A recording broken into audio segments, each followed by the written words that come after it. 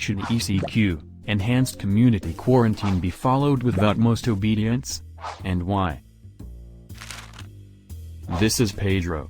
He is quite convinced that the government is just overreacting to the COVID-19 pandemic. He is quite unhappy because, as he states, his freedom is being curtailed unnecessarily.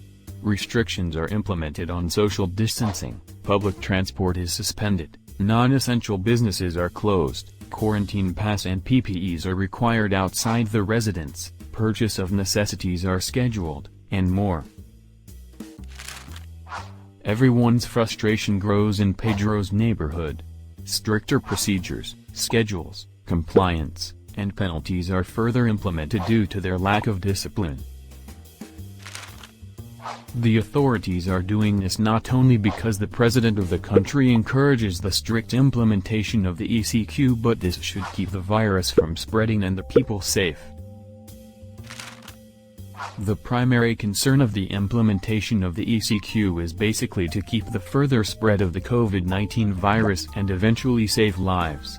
As taken from the figures in worldometers.info, from May 5, 2020, World Estimates states that for the 2.1 million active worldwide, 2% are critically ill, and for the 1.1 million closed cases, 17% were fatal. This gives us a death recovery ratio of 1 to 4.73. This translates to 2+ deaths for every 10 closed cases.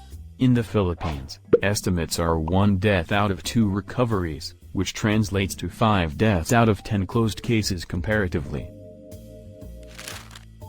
However, even with the figures just mentioned, a number of Filipinos seem to be uncaring and heedless.